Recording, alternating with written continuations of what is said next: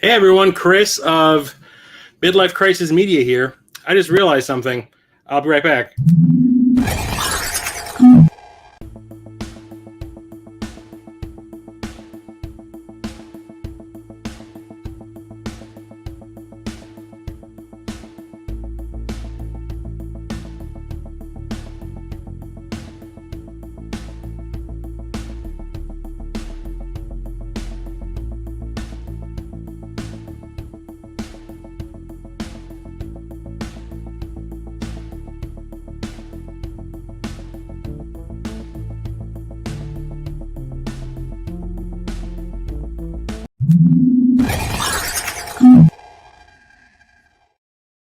Okay, that's better.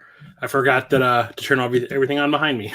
So anyway, Chris of Midlife Crisis Media here. Welcome to the one and only PlayStation VR Video Game Collection 2024 live streams I'll be doing. I did not think that I had enough PSVR games to fill out a stream, but now that I see all of them together, because I usually have them all mixed in with my regular PS4 games, I probably could have split this into two streams. So tonight might be a long one. I hope you like the sound of my voice. So what is my history with the PSVR? So, I was around in the 90s, obviously, and there was like a boom of VR back then. Everything back then was like super simple polygons, like we're talking Star Fox looking things. I remember one of the malls near my home had like this one storefront that had two of these VR units that looks kind of like those ones that you can buy now that you can run in. It has like that super slick surface that you can run in while you're playing like first-person shooters and stuff. It was like that. It was like this big thing that you stepped in. It had this safety ring that went all the way around you, and you put this gigantic contraption on your head, and you got to play for like 5 minutes for $20. A really simple like shooter where you're trying to shoot all the other players that are playing alongside you and some bots. And it was like real janky and low frame rate, low polygon. It was really kind of, I was like, if this is what the future is, I'm not down with it because it kind of sucks. So VR's never been something I've been all that interested in. And then, they started coming out for the PCs with like the Oculus and all that. One was announced for the PlayStation 4, and I was just kind of like, whatever. If I get it, I get it. Maybe I'll get it on discount or something. But if I don't get it, I don't think I'll be sad about it. And then out of nowhere, I get a message from Jason from Corpse Flood Gaming saying like, hey, I was answering a Facebook marketplace ad. There's a guy selling a complete in-box PSVR unit. You said you were kind of sort of interested in it. The guy's selling it for a really good price. Would you want it?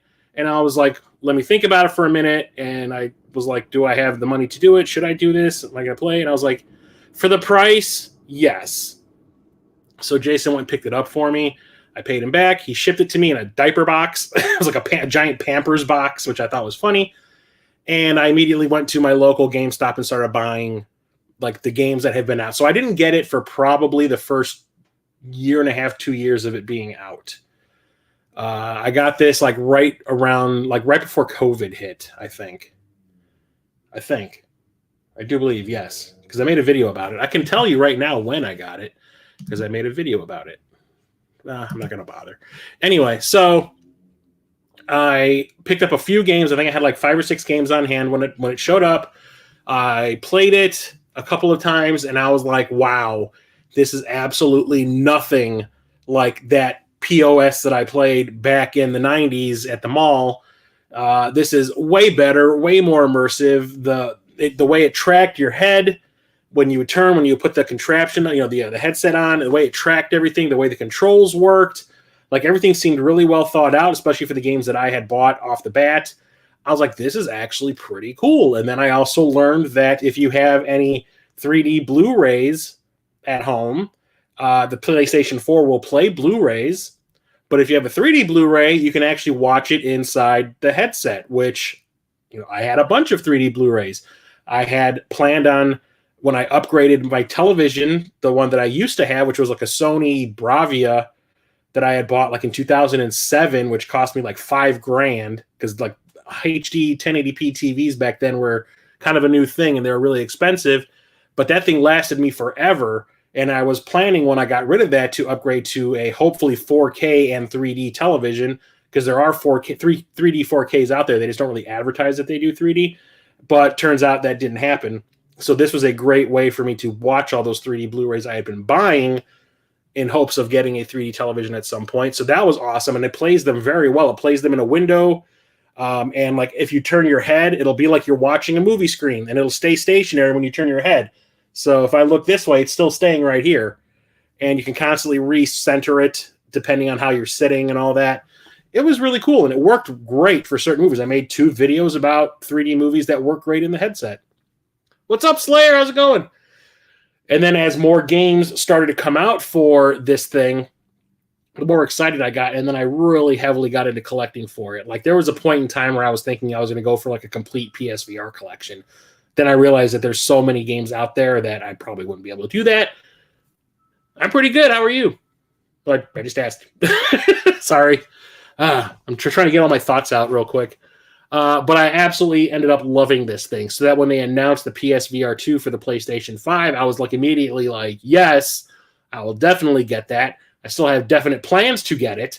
It's still a little too expensive for me, but I will get it eventually. I've even bought, like if you watched my pickup stream from last night, I bought a PlayStation VR 2 game in February, and so I already have a game to play. But I was told that game was probably going to be hard to find, in the future, so I bought it before. What's up, Stubby?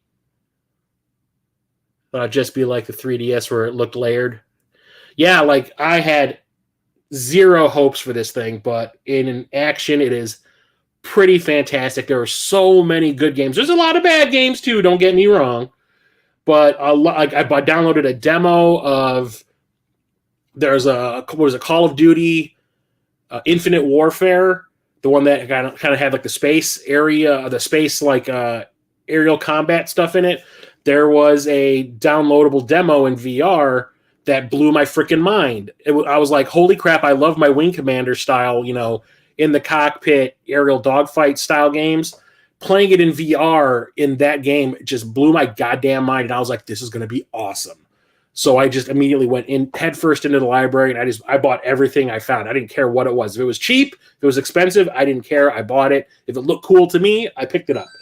So we'll start off with the system itself. This is the one that Jason of Corpse Flood Gaming picked up for me in Canada. And it was the VR Worlds set. And the only thing that this didn't come with, it came with the camera. Well, you can see the camera. It came with the camera. It came with the 2 Move controllers. Came with the headset. Did not come with the game. That was the only thing that was missing. But I picked up a copy of the game when Jason told me that. And it was not expensive. It was like $10. So it's not a big deal. I put this back in the box. Now that I have the PS5 out, I don't have this laying out anymore because it takes up too much space. But I crack it open when I want to play something on it. I have the adapter that you could get from Sony for free if you have the PSVR, so you can plug it into your PS5, and before the PSVR 2 came out. So that's pretty cool that I can still use it on my PS5. And here's the Move controllers that came with it. For some reason, these are really expensive, like to find on their own now.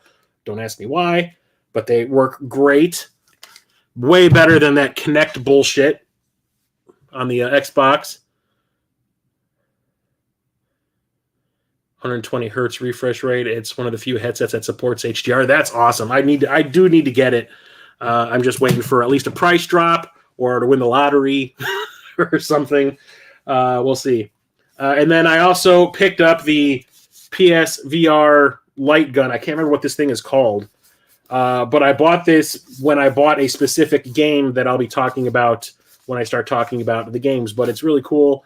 It has the light at the end so that the camera can track it.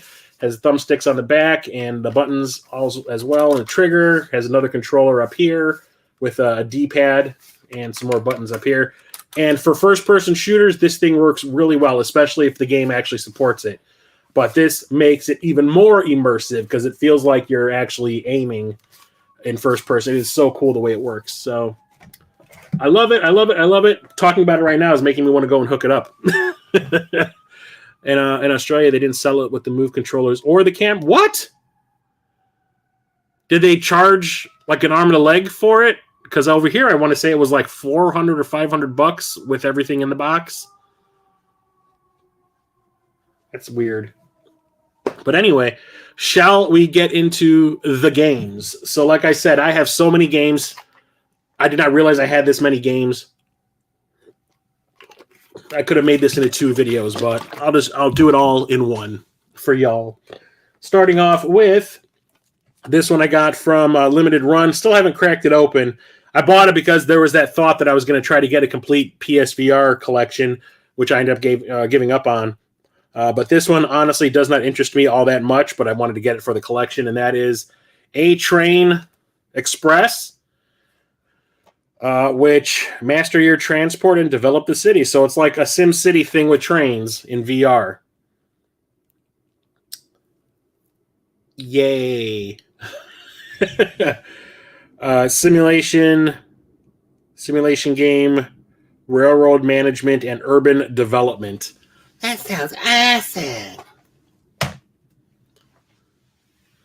So he's working on a way to enable PSVR 2 to work with PC VR. Oh, that's cool. I was priced with that in mind, but there was always a possibility the store might have the headset, but not the camera. That is so dumb that they package it without the things you need to use it. Another one that I got from Limited Run. I have played this one. I beat this game in a record 12 minutes. And that is Accounting Plus. I do believe this is from the people that made or worked on Rick and Morty or something, if I'm remembering correctly. But all it really is a bunch of like little mini games in VR, and each one plays a little bit differently. And I must have gotten like a specific combination of mini games where like I played through like 6 of them and then the game was over. Like I had end credits. I was like, okay, should I play through this multiple times? The thing was the mini games were kind of shitty, so I didn't feel like I wanted to play through it again. So I didn't. So I considered that a beat. But whatever. I don't remember exactly what the mini games were. One of them I was in a dungeon, if I remember right, and it was like a maze, and I had to find my way through it. And there was like a book or something I had to pick up in one of them. And I remember I just walked up to the book and picked it up with the controllers, and that little mini game was over. I was like, this is dumb. Next up is Ace Combat 7: Skies Unknown. You know, I just mentioned that I love those Wing Commander style in the cockpit dogfight sims. When I learned that this was available in VR, you bet I was excited. Didn't buy it right off the bat. I actually waited until I think it was Black Friday to get a discounted copy. And I think I played this once. It was pretty cool. I was like, well, I'm in the middle of another game right now. I'll come back to it, and I just haven't done so yet. Apparently something... Oh, there's a chip in this. Okay. I'll get around to playing it eventually, but I love this type of game. And just the fact that we got another Ace Combat game and that it's in VR as well. Hells to the yeah! The tech demo, yeah, it was pretty terrible. I was kind of pissed off that I paid like $30 for it through a Limited Run. I was like, I was like excited, and I went to the little sell-through thing that they were doing, like where they have the 2 different sell-through times during the day, and fought over it with other people. No, haven't played this one yet. It is still sealed, but this is After the Fall Frontrunner Edition. I do believe this is a first-person shooter. It uses the light gun. You can see the little picture of it right there. So definitely need to boot this one up and give it a shot. I hear it's not bad. I think I learned about this from Tiger Chainsaw. I think he posted about it in like one of his little, these are the games I picked up, today at lunch or whatever, little social media posts. So it was pretty cheap, so I picked it up. Haven't tried it out yet, though. Has some extra content, too. Looks like some extra gear. Haven't played this one either. This is one that I bought when I thought that I was going to be doing the whole complete thing, but I didn't. And that is Angry Birds Movie 2 Under Pressure VR. And it's exactly what you think it is. It's hungry or angry. I almost called it Hungry Birds. Hungry Hippo. Angry Birds in VR. Yay. I think I got this dirt cheap too. Can't remember though. It's been a while. I think I got that on Black Friday. There's another one that I haven't played. I remember buying this one, I think, at GameStop. One of the few times I've gotten a game from GameStop that is sealed. And that is Apex Construct. And I do not remember what this is. Travel to the shattered future of Apex Construct. Merciless robots are prowling the world as a result of mankind's reckless experiments. In this atmospheric first-person action-adventure game built exclusively for VR, you must use both your wits and combat skills to survive. The fate of mankind rests on you, the last human alive. Master a fluid bow and shield combination. Okay, that sounds interesting. Through 12 levels. Upgrade your equipment, find secrets, reveal hidden areas, and explore a world ripped apart using free locomotion or teleportation. That's pretty cool. Bow and shield combat. I'll give that a shot. Like Ace Combat, it kind of annoyed me when a game said VR compatible, but only a fraction of the game was VR. Yeah, there's a couple that I have. I have one that I'm going to bring up later. This one was one that I wasn't too keen on. I was excited about the concept when I played it. I was like, this is jank as all hell. And that is Arizona Sunshine. It's a first-person shooter where you're like in this post-apocalyptic world that is infested with zombies. And it's just, I thought it was just really janky. I couldn't even get through the first area because I could not figure out what the hell I needed to do. It's like really vague. You're like, I remember I'm at this house. You need to get past a gate. You needed to find a key or something. I could not find the key to save my goddamn life. I looked everywhere. I spent like an hour roaming around the entire area multiple times. Like, did I miss something? Apparently I did. Or the game glitched out on me and I got soft locked. I don't know. But I was like, no, this game is kind of crappy. And I do believe there is a sequel out for this right now too, which I'm not all that excited to add to the collection. But yeah, I don't recommend that one. This one I have played. I didn't actually complete it. I probably should. That is Astrobot Rescue Mission. This is like another one of those tech demos for the PSVR. Astrobot was like one of the characters that Sony came up with. It's like a new mascot. It's their mascot for VR. And it's a platformer in 3D in VR where the camera kind of like follows your character that you're playing as and kind of swings around to get better vantage points and all. It's really cool the way it works. It's really fun. Platforming is great. There's a lot of hidden stuff in here, or like not hidden stuff, but like Easter egg type stuff in regards to other Sony products, which I thought was really fun. So this one is definitely a keeper. Like I said, I do need to complete that one. I still need to play this. I hear it's really short, though. Jason of Corpse Flood Gaming is probably mad at me for not playing this yet. That is Arkham VR, or Batman Arkham VR. And it's essentially like a play one night as Batman in VR. So it's in the first person and everything. Sounds really cool, but like I said, I think I heard that it was super freaking short. Like you can probably beat this in like 2 or 3 hours kind of short. Got that dirt cheap at GameStop. It's the same font as Apex? I don't know. It doesn't say anything about being connected. It might just be a coincidence. Or maybe it's made by the same people. I don't know. But yeah, it doesn't have anything. It doesn't say anything about being connected to the Apex Legends. Definitely had some jank. Yeah, I was not happy when I was playing. I got so mad. Isn't there an Astrobot on PSVR 2, like a downloadable game or something? Arkham VR is dang awesome. But yeah, like 50 minutes. Yeah, I hear it's like dirt. It's really short. I should probably play it tonight when I'm done with the stream just so I can like rack up a real quick beat, you know, to add to my total for the year. Here's another one that I picked up on day one. Day one when I got the console, when I went to GameStop, and that is Battlezone, which I am pretty sure is supposed to be like a remake of the old Battlezone arcade game from Atari, where if you're as old as me, the old arcade game was kind of like, it looked like a periscope from a submarine, and you had to stick your face in it, and you're basically looking out the viewpoint or the viewport of a tank, and everything was wireframes, you know, vector graphics, and you were shooting other tanks, and you basically had to like drive around and just shoot everything. And I do believe this is like a remake, you know, remaster kind of thing, just with virtual reality because of the way the game plays or the game looks. And that really interested me. I was like, that's pretty cool. If not, I mean, it's pretty dang similar. The name is the same. You got tanks that look like they're right out of Tron, for crying out loud. And that also intrigued me because Tron is one of my fave things. So had to pick that one up, and it plays okay.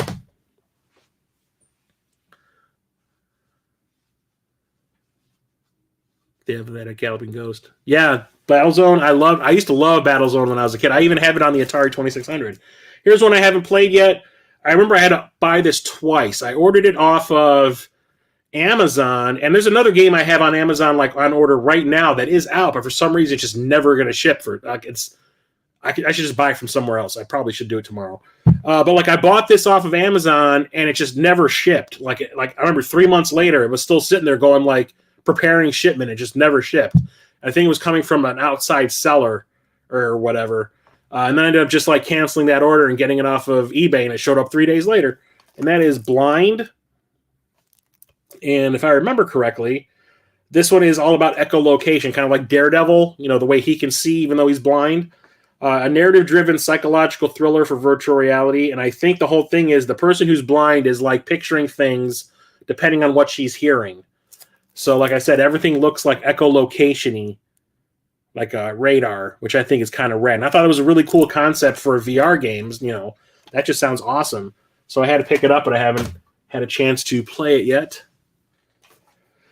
This one I have played. I played through this in one night. I actually had a call out of work the next day because I ended up staying up to like 4 a.m. playing it to completion. Jason of Corpse Flood Gaming told me about this. Not that I should play it. He told me, like, I just finished it. It's fantastic. You need to play it. And I was like, well, I have it. I'll start playing it right now. And I got so into it, I ended up playing it from beginning to end in one night. And then I ended up having to call out of work because I would have, like, I beat it at 4 a.m. My work starts at 6 a.m. So I was like, no, there's no way I'm going to work on 1 hour's sleep. So I am kind of embarrassed by that, but whatever. Gamers do weird things sometimes. And that is Blood and Truth. So there was a demo on one of the demo discs that you can get and it's the VR Worlds, one that was supposed to come with my set. That it was like a shortened version of this game where it's like a British crime movie that you're playing through in VR. And that was really fun. So when I heard that this was coming out, I immediately, like, I bought this day one. And I didn't get a chance to play it until, like I said, Jason said, you really need to play it. It is super awesome.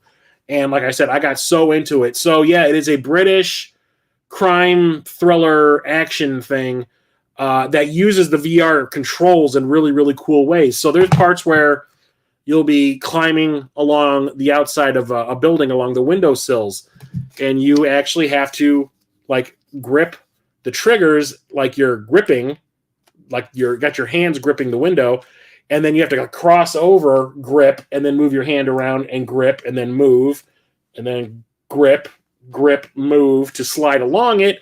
Same thing with like climbing ladders. You had to do this, you know, and it was just the really, really cool the way they made it feel super immersive. And I thought it was great. Only problem was where my camera is compared to where I was sitting. I have like a little coffee table in front of me. When you reload guns, you had to like lower the guns beneath the screen, the TV, to reload. And the little lights here would get blocked by my table, so I wouldn't see it. So all of a sudden my gun would go on the screen because I couldn't read it anymore. It was kind of funny. But one of the best games on the PSVR, if you ask me. If you have a PSVR and you don't own this game, get it immediately. Like I said, it is super immersive. You could probably beat it in about 7 or 8 hours. It's really easy to beat. It's really quick, but like I said, it feels like you're playing in an interactive movie. It's like the closest thing you're going to get to being in a holodeck from Star Trek The Next Generation. It feels like you are in a movie. I don't know why Sony doesn't port these games to PSVR 2. Yeah, I know, right? Like, we need a sequel to Blood and Truth. I mean, goddamn. Another one that I remember, I picked this one up from Best Buy online, but I haven't played it yet. And that's Concrete Genie, and I honestly could not tell you what it's about. It just looks like an adventure, like walking simulator kind of thing in VR. But like I said, I was trying to buy as many of these as I possibly could, trying to get a complete collection, but like I said, that ain't going to happen. So I can't really comment on that. Can't comment on this, but I probably should start playing it as like an exercise routine, because according to Jason from Corpse Flood Gaming, this is a workout. I probably should start playing it. And that is Creed Rise to Glory. So basically Mike Tyson's Punch-Out in VR. And you actually need to do all of the movements of the punching and the dodging and, you know, the blocking and everything with the controls as if you are in the game, which is kind of awesome. And like I said, it is a complete workout. So I need to play this. Maybe I'll try it this weekend and see how that goes. Because God, Lord, I know I need to lose some goddamn weight. This one I think is pronounced Deracine or something like that, or Deracine, whatever. I picked this. This one I think was an exclusive at GameStop or something, if I remember right. But this was made by From Software, the Dead Souls people. And it is a 3D like adventure horror game. Not Jason McCorkle, but Church, the Game Grinder, told me about this one, and he said it was absolutely fantastic and really immersive too. So I need to play through this one as well. PlayStation Move, PlayStation VR. Yeah, it's a first-person like horror adventure game kind of thing. Somehow so. Hey, Denver Gamer, how's it going? It's a game more of you to love. Well. I bought this one because I think it was Radical Reggie brought it up somewhere that this was available. I know he loves this franchise, but I hear this one isn't that greatest in the series, but it's in VR, and I had to get this off of eBay. I think originally you could get this off of PlayAsia, but I ended up getting a copy on eBay, and that is Disaster Report 4 Summer Memories. So this is one of those games where you're in Japan, and a disaster hits, some natural disaster hits, and you need to escape alive. There's a bunch of games in this series. Raw Danger is one of them. I have that. There's a couple of Disaster Report games. I think there's one on the PS2. But this one is in VR, and I hear it is not the greatest. But I wanted to have it for the collection from NIS America. But I don't think we got a localized version of this over here, not that I know of. What keeps you fasting far away? I remember Ben Padden, who used to run Port Center YouTube channel, which I loved, commented on this. He doesn't comment on my stuff very often, even though we follow each other on like Instagram and whatnot. But he commented on this because of what it is. He's a huge fan of this franchise, and that is Doctor Who, The Edge of Time. He's a huge Doctor Who fan. So when I posted my, weekly pickup photos on social media, he actually commented on it, going like, "Good for you buying that," that kind of thing. And it's a first-person Doctor Who game. Couldn't tell you what it's about. It definitely has Daleks in it, though. You can see one right there. But yeah, I haven't tried this one out yet. That's what happens when you have like 4,500 games in your collection. Don't Knock Twice. This is another horror first-person game. I don't remember if this is the one that Captain Algebra played through or not. Maybe it was Jason from Corpse Flood. I don't remember. Uncover the frightening truth of a vengeful demonic witch. I love horror games. But you know what the funny thing is? I love horror. I love horror games. They don't really get to me very often. But after watching Musty Hobbit, there's a game that he streamed in VR before he retired. That he filmed him, so he was streaming is in VR, and he had a heart rate monitor attached to him, and you could see his heart rate on screen and all that. And he nearly crapped his pants playing one specific game I'll talk about a little bit later. And playing some of these first-person horror games in VR, it kind of makes me oh, do I really want to have nightmares tonight? Do I want to play it? Do I really want to play it?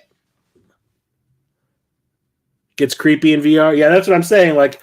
I'm pretty desensitized to violence and creepy stuff. I never get jolted by boo scares in movies at all. I'm just sitting there going wow, haven't seen that 3 million times before.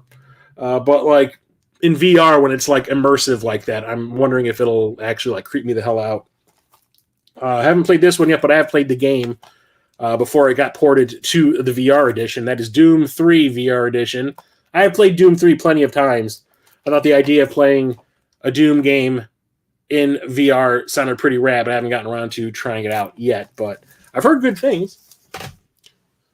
And I have played this one. That is Doom VFR. This is Doom 2016 adapted to VR.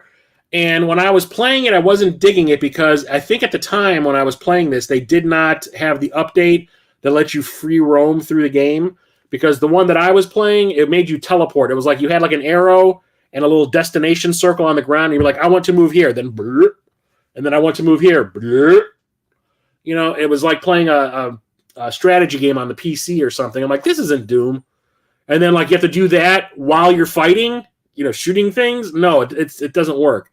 But I do believe that they updated it because you can use this with the gun peripheral. So I do believe they updated it so it's free roaming.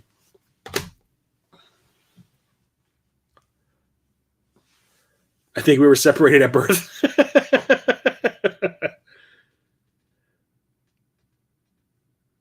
The scariest thing about it was that you paid money for Don't Knock Twice. Maybe it's better in VR. Who knows? Another one that I picked up from overseas is Down the Rabbit Hole. A lot of these you can just get off of Amazon and probably dirt cheap now.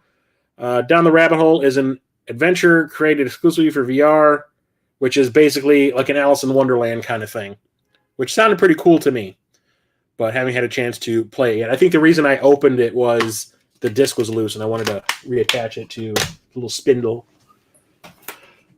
This one I think I played for like 5 minutes and I was just kind of like, eh. Downward Spiral, Horus Station. It's a first-person like sci-fi horror game in VR. It's a mysterious and atmospheric zero-gravity thriller set in a lost and forgotten horror station. Yay. One of 2018's best VR games. I didn't think it was all that great. And I need to replace the case. Somehow it got broken. Maybe I just needed to put more time into it. I don't know. But when I played, I was just kind of like, eh. If you play like a tower defense game, it feels better. I have bought this game probably 3 times. This is the last time I've bought it because I figured this would probably be the coolest way to play. And that is Elder Scrolls V Skyrim VR. I owned it on the PS3. Actually, no, I bought it 4 times. Bought it on the PS3 when it was originally released. Then I bought the enhanced, like, complete edition that they released later on the PS3. And then I repurchased it on the PS4 because I'm like, better graphics. And then they released the VR version. I'm like, well, it is a first-person game. That sounds like it'd be pretty rad to play in VR. So I bought this one instead. And this has all of the DLC built into it as well. Dawnguard, Hearthfire, Dragonborn. Yep. So in first-person VR, hell yeah. So, Guilty Gear Strive. I need to play more Guilty Gear games. I love the animation style. I love the fighting style in them. But I never get around. I buy them and then I don't play them. Next up is, this one was kind of contentious. It's Eve Valkyrie. And this is one of those in the cockpit outer space dogfight games that I love so much, Wing Commander style. And the girl at the GameStop where I picked this up, like, really went out of her way to sell me on it. Like, this girl, every time I would go in there, she'd immediately, like, jump on me and be like, what are you looking for? What do you like? What do you need? Kind of thing. And then I'd be like, how about you just piss off and let me browse? But this one time she saw me pick this up. She's like, oh my God, that game is so good. You need to own this game. Why? Let me tell you 35 things about it, kind of thing. So I picked it up and I brought it home and I really didn't like the way it played. For one, it was windowed. It did not do the whole immersive 360 thing. It was just like this little window of gameplay. And I'm like, this is not what I signed up for. Bitch, you lied to me. Turns out I had to like go into the options and like switch it over. Why you would have to switch it over in a game that is a VR. It's not like one of those compatible. It is made for VR games. But whatever. I finally switched it over and I was like, okay, now this is what I was looking for. And it is actually a pretty fun cockpit shooter. So I highly recommend this one. Yeah, Valkyrie is dope. I agree. How many copies the game are? You like it without the VR? I never actually played it without it. It was 1 or 2 VR games that actually gave me motion sickness. Yeah, honestly, I can imagine. I have a bunch that you would... Well, I don't get motion sickness. I don't have like vertigo or anything. I did get vertigo with one game. But it was just kind of like the situation that I was in at the time. When I get to the game, I'll talk about it. Haven't played this one yet, but I can imagine. Everybody's Golf VR got this one like dirt freaking cheap. So this is, I can't remember what the name of the series. Is it called Everybody's Golf on the PS3? It has a different name on PS3. Everybody's Golf is, I think, what it's called in Japan, but they eventually just said, what the hell, stop renaming it.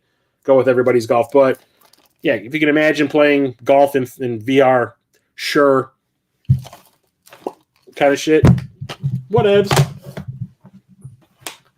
This one I have played through to completion. This is the game that I bought this to play with, and that is Farpoint. This is a first-person shooter. The way the game kind of works is, it's cool. I liked it a lot. I played through it like in 2 days. I think it took me like 6 hours to beat it total.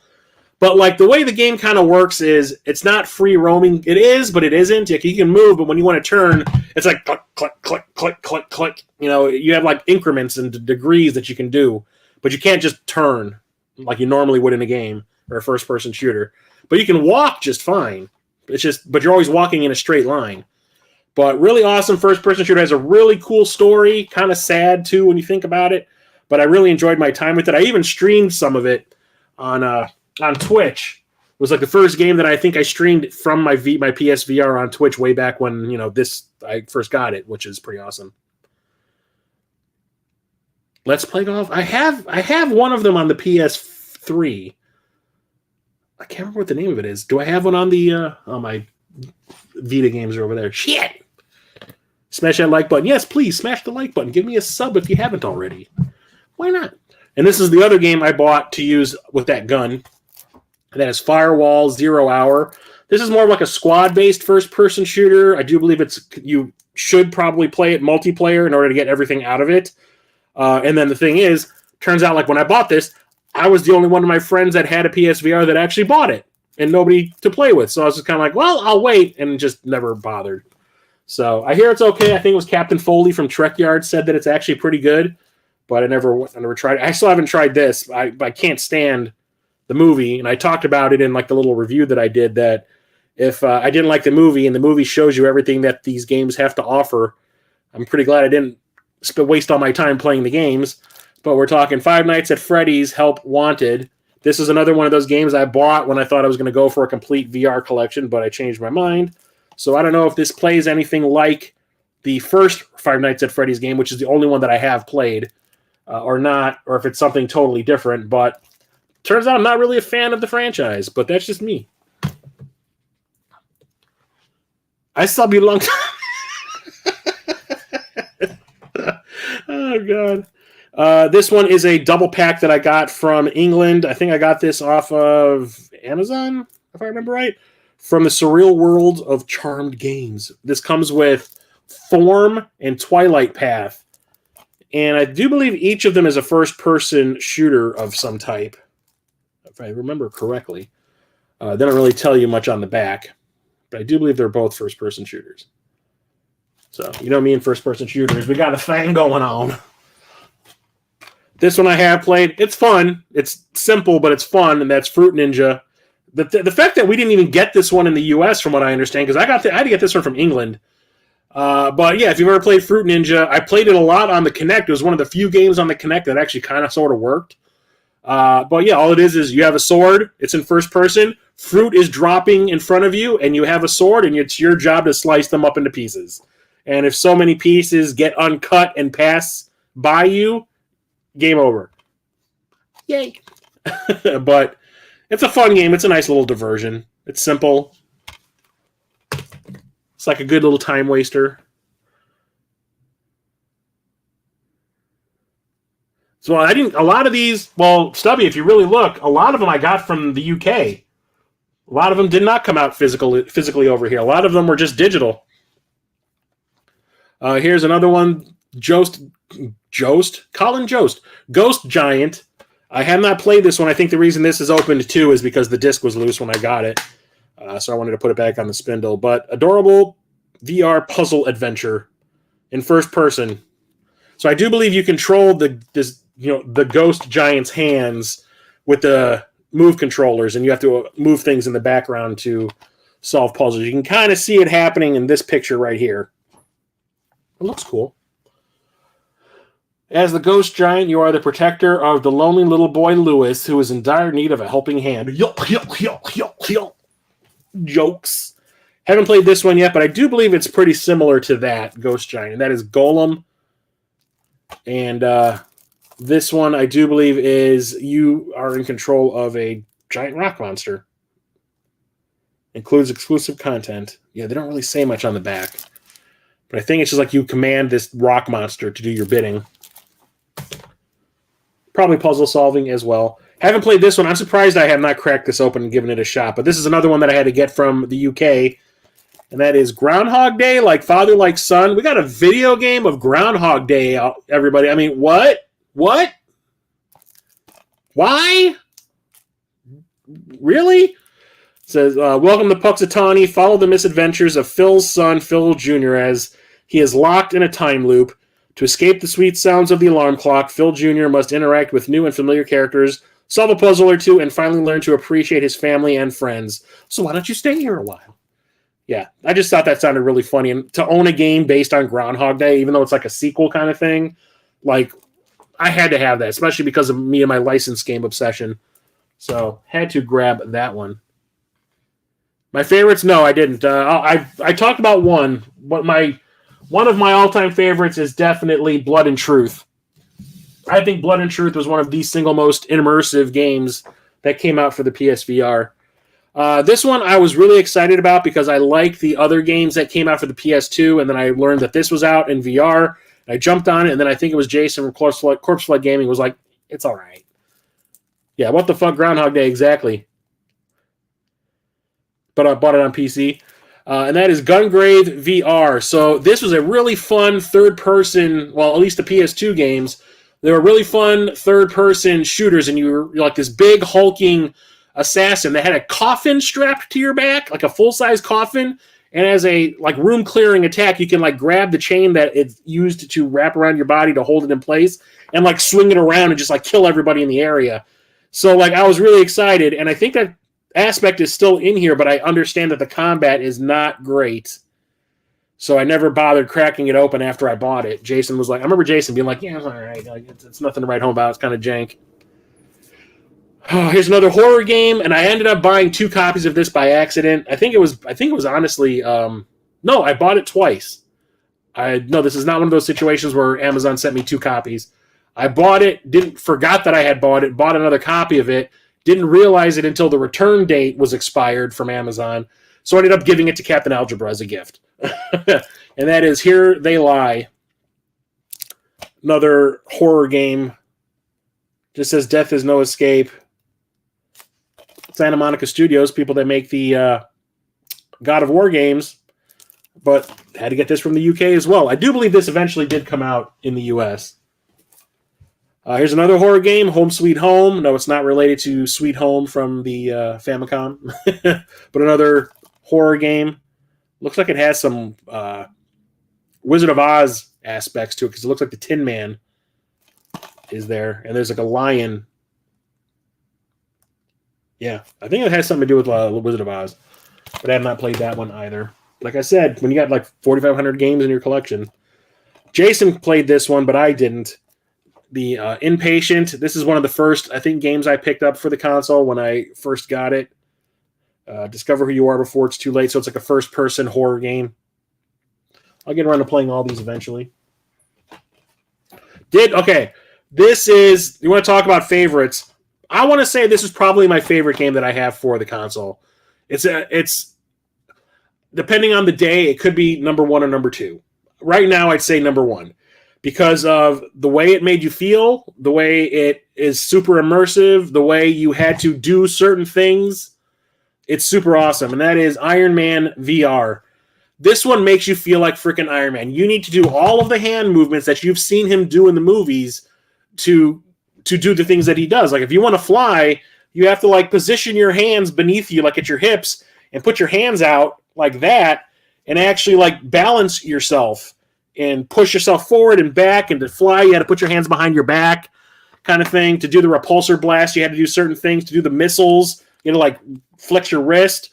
It makes you feel like you are freaking Iron Man. And the story's great. You end up fighting up against Ghost, who's from Ant-Man and the Wasp, and all that. Oh my God, I had so much fun playing this. I didn't want it to end. It was so good. I always hope that we were going to get a sequel to it in some way, but that hasn't happened yet, and I'm sad about that because this is kind of awesome. Definitely my number 1 or number 2 game for this device. I mean, it works in every single way. I don't have one complaint about it. Not one.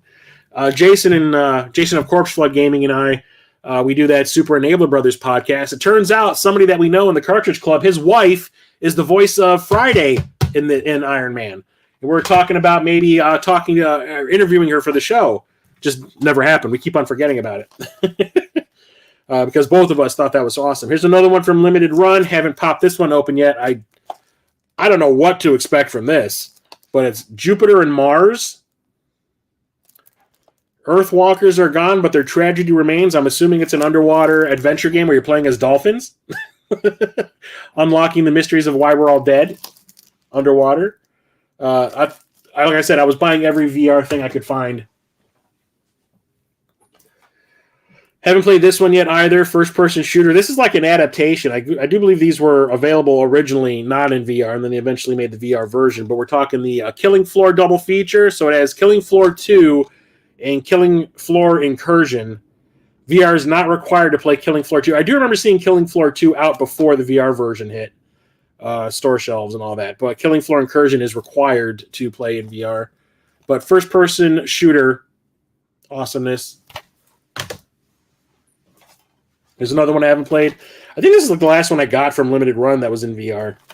This is Little Witch Academia VR Broom Racing. That just sounds funny to me. If you've ever seen, what's the Studio Ghibli movie where you're playing, there's that main character's that witch that Kirsten Dunst voices. Damn it! The first thing that came to mind was that Studio Ghibli movie. But yeah, it looks like you're on a broom flying through like rings and stuff like that, like in Superman 64. Who frickin' Ray? The shirt, yeah, this is actually from Bloodstone Subspecies 2, which is a full moon movie that one of my favorite full moon movies, vampire movie. I get asked about this at work all the time too, like, is that a zombie scream? I'm like, no, he's got teeth. He's a vampire. I did play this one, and I gave up on it. I did not think it was all that great. I thought it was also kind of jank. Everyone tells me that, well, watch the first Subspecies movie. Well, the first 3 are really good. Well, all of them are good in their own way. There's 5 Subspecies movies, and there's a spinoff called The Vampire Journals, which is decent too. This is alluding to there being more games in the series, but I don't think this went past Chapter 1. But that is a Loading Human Chapter 1. So this is one of the games I bought when I was initially trying to get a bunch of VR games out of the collection once I got the unit. And I played it for about, I don't know, maybe an hour. And I was like, this sucks. No worries, Denver Gamer. Thanks for stopping by. Talk to you later. It's a first-person, like a sci-fi adventure game. And everything about it is like boring and dull and not exciting. I was just like playing. I was like, oh, do I get to do something now? Oh, look, I get to open a door. Fantastic. There's really nothing to it. I didn't get into any action scenes or anything like that, like the box promises. But it's just like really, really boring. You go into like your house, you read a bunch of journals. I was just like, nah, I'm good. Have not played this one yet. This one I don't have high hopes for because of the company that did it. This is from Hoplite Research, and they just like throw out games super fast. So this one is Mars Odyssey, where you're playing as like a Mars rover. That sounds great. Let's roll over a dead planet. Yay.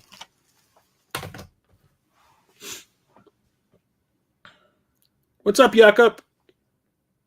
How's it going? Welcome. Well, we're about halfway done, so I'm actually burning through these faster than I thought.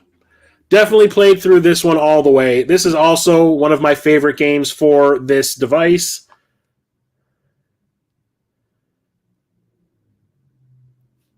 A display-only case? I would say so. I would definitely say so. But then we're talking Moss. Moss is a fantastic game. So you're basically playing as, I don't know, God. And you're looking down on this little mouse character. I don't remember what her name is. It's been a while.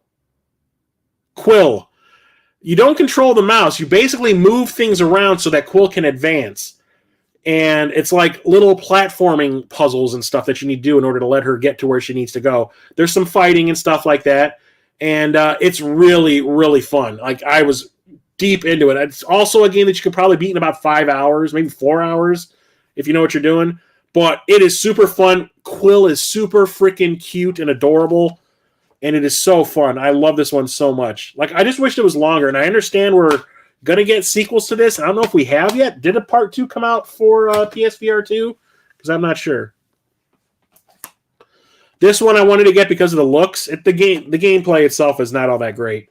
but we're talking Neon Wall. So you look at this, and I immediately think Tron. Tron is one of my favorite things in the world. Everything looks like Tron. No, you basically control a little ball that you're rolling around. It's almost like playing Marble Madness. Not the greatest, but it's okay. I mean, it's like a nice little diversion type of thing. And I got this from Limited Run as well. Haven't played this. This is another one that I had to get from overseas. And Jason, I think, said this one was pretty cool. But Ninja Legends, and playing as a ninja in the first person, and you use one of your move controllers as a katana to have sword fights. Yeah, give it to me. Give it to me now. I want 2 copies. So, had to have that, but I haven't gotten around to playing it yet. Who doesn't like cutting up foes in VR, slicing off limbs while blocking and parrying attacks from enemies all around you? Quote from the VR club. Or no, the VR grid. Experience blood-pumping, fast-paced, gory melee combat that works up a sweat. There's another one that could go for a workout. There you go. I'll mix that up with Creed. This is another one of those jank games that's kind of cool in concept, but when you play it, it's kind of like, meh. That is Operation Warcade. Did you ever play Operation Wolf or Operation Thunderbolt in the arcade? Like those old light gun games that like they scroll on their own, like the auto scroll ones from like the 80s? That's exactly what this is. It's like a virtual reality version of that, and it's not the greatest. I was playing it for, I want to say I played it for maybe like 45 minutes, and I was like, I've pretty much seen everything this game has to offer. Do I want to keep on going? Not really. So I stopped playing it, but it was okay. I mean, if you get it dirt cheap, I can say go for it. This one I don't have high hopes for because of the franchise, but you know me and my licensed games, we got a thing going on. So Paranormal Activity, The Lost Soul. I'm not a fan of the movies, but a horror game in VR, sign me up. But then again, I'd probably poop my pants playing this one. The game that I was talking about earlier that Musty Hobbit was streaming that made him like almost piss himself is coming up pretty soon. This one, I was talking to what's his name, Amaranth, or there's a YouTuber that I used to talk to all the time. For some reason, he just randomly stopped talking to me. I don't know why. Who was really into the PSVR too, because I think he saw one of my PSVR videos and like started actively talking to me on Facebook, and then we ended up like becoming friends. And then all of a sudden, he just randomly stopped talking to me for no reason. Was always trying to push this game on me whenever we would talk VR stuff. And I understand it was released like in really limited quantities or something. I don't know how expensive it is now, but I still have it unopened. That is Penn and Teller VR, and if you look at the red lettering, the frankly unfair, unkind, unnecessary, underhanded is FU and you and you and you. So I'm assuming it's just like a game where you're wandering around and you eventually randomly come in contact with Penn and Teller and they'll talk to you. Legendary entertainers Penn and Teller bring their unique brand of magical mayhem to a virtual stage. Yeah, Penn and Teller VR, FU, you, and you is the subtitle, which is clever. Is a virtual reality, torturous toy box of frankly unfair, unkind, unnecessary, and underhanded magic tricks, pranks, and simulations that will absolutely baffle and humiliate your friends. So I picked it up when it was released, but like I said, it sounded like it was going to be like a really limited quantity. I should probably look into that to see if that's actually worth something now. Here's another first-person shooter that I wanted to pick up, but I haven't played it yet. That is The Persistence. And the cool thing about this one is it's all about having like psychic powers and being able to like force push people in VR and stuff like that. So had to pick this one up. Fight to survive The Persistence in this terrifying stealth horror roguelike game. Sneak or battle through the hordes to save the ship and make the jump home. Stealthing and VR a perfect match. Procedurally generated horror in VR. Dozens of upgradable weapons and gear. So it looks like the telekinesis thing is actually a weapon. It's like a glove. Cool. This one is weird. This is one of those that, who was it that brought this up earlier? Let me take a look back at the chat.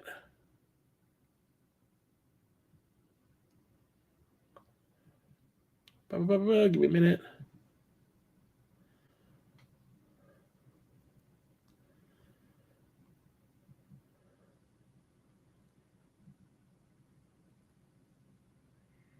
This one, Stubby brought it up. I kind of like it annoyed me when a game would say VR compatible kind of thing. This was one of those situations where it's VR mode included. So this is Persona 3 and Persona 5 Endless Night Collection. So what these are rhythm games that you play along to songs and music from the Persona 3 and Persona 5 games. And I played it in VR. I bought it because it was in VR. I wanted to have another game add to the collection, maybe good for that complete thing. But didn't quite work out that way because when you do play it in VR, it's windowed. So it's not like this immersive thing. And yeah, it bobs around with your head and all that, but it's just another rhythm game. And don't get me wrong, I like rhythm games, but when you're saying that it has a PSVR mode, can't talk, I expect more from it. So this was really disappointing for me, but I do like rhythm games, so no worries, Slayer. Have a good night. Thanks for stopping by. I'm gonna wet the old whistle. Okay, so I have a bunch of these. Okay, so I had to buy all of these because obsessed, OCD. I bought all of the PlayStation VR demo discs, and I found these all at random times. I think I found one in Minnesota. I found a bunch of them two of them at Half Price Books, 2 different Half Price Books.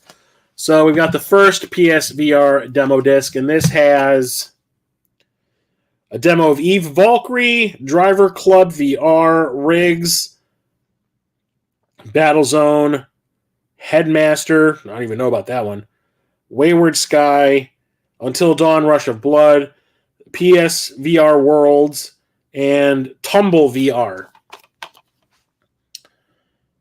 So I was like, yeah, sure, why not? And then there's Disc 2, or 2.0 as they call it, and this has demos for Battlezone again. What does that say? Dino Frontier, Eve Valkyrie again, Fantastic Contraption, Job Simulator. Probably the only way I'm going to be able to own a copy of that is playing this demo. Moss, Res Infinite, Star Child, The Persistence, Thumper, Tiny Tracks, Raw Data, and Starblood Arena. A couple of repeats, but whatever. They didn't expect people like me to buy each one of these. And then there's Demo Disc 3. Job Simulator's left. I want to buy it, but I'm not paying $300 for it. And then this demo disc has Astrobot Rescue Mission, Thumper, Repeat, Battlezone again, Headmaster again, Moss again, The Persistence again, Super Hot VR, Kitchen, and Job Simulator again. So a bunch of repeats. This one I wouldn't say is worth having if you have part 2. The second one is the one that has the most games on it. So let me get rid of that. Okay.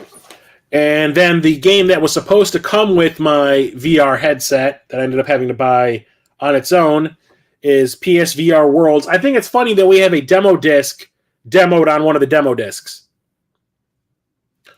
But this has 5 games that are, I guess, like an hour each, I guess. And one of them is The London Heist, which is the precursor to Blood and Truth. But it's a completely different thing. It is super fun. I really enjoyed myself with that. I really enjoyed that one. Scavenger's Odyssey, which is another really fun one, where you're controlling like a space tank, and there's and you're like trying to salvage a derelict spaceship, but there's other scavengers out there trying to get you, which is really fun. VR Luge. Whatever. It was not good. Danger Ball, which is kind of like a glove ball that you would play on the NES or whatever. It's like that. It's all right. And then the one that almost gave me a panic attack, which is, what's that called? Ocean Descent. Right here. I have a massive fear of the ocean. Sharks specifically, because Jaws really effed me up as a kid.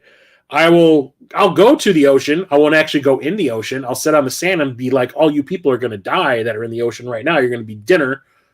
Not doing that. So I was like, all right, I'll play this ocean descent thing. I think it's just supposed to, like, my thinking is it's like those endless ocean games for the Wii, where it's like supposed to be really relaxing. So you're in like a shark cage. Should have been my first freaking clue. And you're like being lowered into the ocean. And I'm sitting there going like, yeah, this is really cool. Like, this is actually pretty immersive. I like this. And then I turn my head and a shark swims by and I'm like, nope, turn that fucker off. I immediately had a panic attack. Nope, never played it again.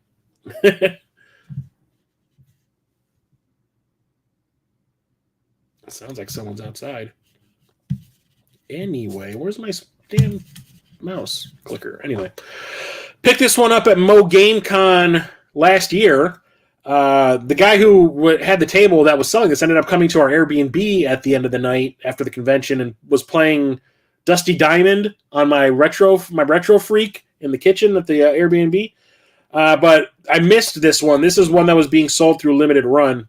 Completely forgot about it being sold. Your first experience PSVR and did freak me out in front of a bunch of Sony reps. Yeah, like I said, I legit had a panic attack. And that is Polybius. This was, I don't know if you watched the AVGM, the Angry Video Game there, but he did a whole video about like the legend of Polybius, how it's like this game that was created to brainwash people. It was like a government experiment, put it in the arcades, brainwash the youth kind of thing. And then eventually, like, we got this PSVR game about it. Still haven't booted it up, but it says it's a psychedelic experience like no other from Llamasoft Limited, a company that brought you classics like Attack of the Mutant Camels and Grid Runner. A truly incredible journey exploring the limits of the mind and senses at a full 120 frames per second when in VR, in a speedy trip that will bring you into a relaxed Zen state. Easily or enjoy 50 challenging levels in this path to ultimate gaming enlightenment. Whatever your score, you are certain to enjoy the ride. Doesn't look like there's much to it. It just looks like a bunch of polygon graphics in 3D. But I'll eventually get around to trying it. But I was really excited to finally find a copy of that out there. And it wasn't like have to sell my kidneys expensive. This is another one that I picked up through limited run for the PSVR through limited run when I was thinking about going for the complete collection. So I probably wouldn't have bought this otherwise. But that is Prison Boss VR. This one just sounds kind of dumb. Craft your way out of jail. Prison Boss VR is a crafting and trading game, turning your living room into a jail cell. That sounds exciting. Craft cigarettes, alcohol, and cookies for other inmates. Customize your cell as your reputation grows. 11 different craftable items, 3 modes, story, arcade, and boss, and a great jazzy soundtrack. Yeah, I'm sure. Make some toilet wine in VR. Yep. Sounds super exciting. Here's another one from Limited Run. Haven't popped this one, but it's an exclusive, so this isn't available anywhere else. Project Lux. And it just says, the crime is murder. Our story takes place in the court trial set in a futuristic world where most humans have cyber brains. The defendant on trial is an agent who coordinates with artists to create the data for cyber brains to interact with people's emotions. The victim is a girl artist named Lux, who will be revealed when reliving the agent's memory data of what transpired. It's a multi-end animated story featuring 5 episodes that puts you in the perspective of the agent as he interacts with Lux. There's no pictures on the back, which is kind of a bummer. But, you know, trying to get all the games at that point in time, so that's the reason why I have it. I wonder if my favorite VR game will be here. It should be coming up soon. I hope.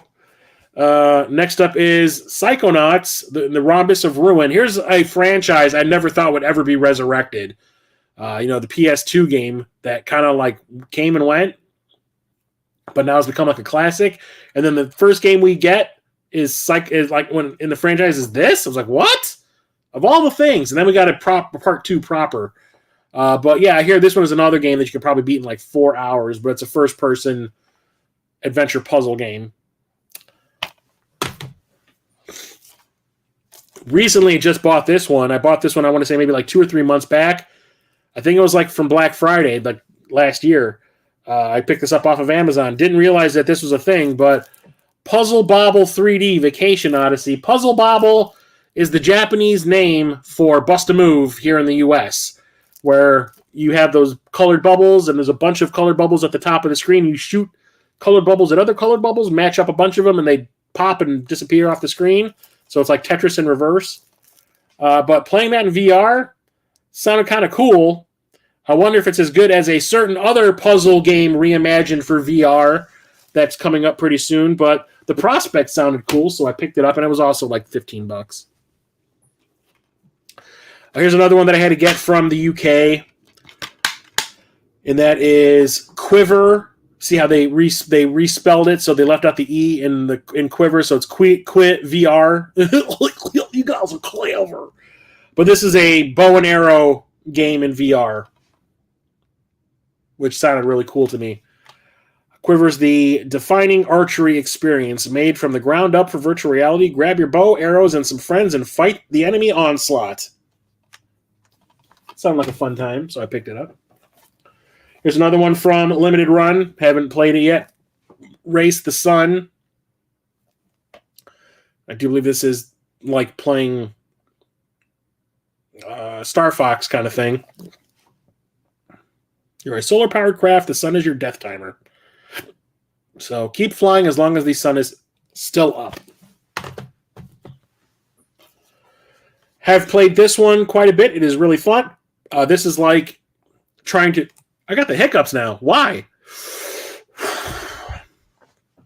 This one is kind of a rip-off of another game coming up for VR, but in its own right is actually pretty fun. It's essentially a VR hover car racing game. That's a clue as to what I'm talking about when it comes to the other game. But actually really, really cool. This was a lot of really cool graphical flourishes, and it is super fast. Like, you want to talk about motion sickness? This would be the game for you, but... I love me a good racing game, like especially the futuristic ones, so I had to get that. Here is another 2-pack that I picked up from the UK, and one of the games in this is on that one of those demo discs. So this is Raw Data and Spring Vector. Raw Data, I do believe, is a first-person shooter, and Spring Vector is a running racing game. It says that the racing game is magnificent, and Raw Data is the game that every VR owner should own.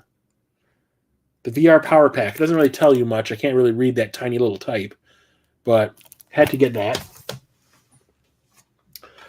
This one is another one from Limited Run, and that is Red Matter, and I do believe this is another first-person... I don't think it's a shooter. I just think it's a first-person adventure game. Keep it a secret. Hide it from yourself. So it's like a walking simulator mystery-type game in VR. That takes place on Mars. This one I picked up. I think this is like the second time I bought this, but I figured this has been remastered and it's in VR. It has a VR mode. You can play it without it if you want. VR sounded more fun, but it's Republic, the Anniversary Edition. Radical Reggie talks about this in a couple of his videos, and he always mispronounced it. He calls it like Republic Q or something like that. I'm like, no, it's Republic. But if I remember correctly, the game is you're operating a bunch of cameras while someone is attempting to sneak into a facility.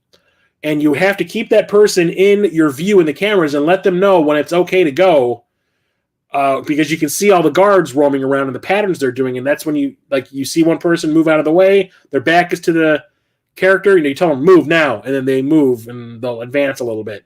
And it's like you're watching through monitors, and it's really cool the way it works. So I thought that it sounded really fun if you play that in VR.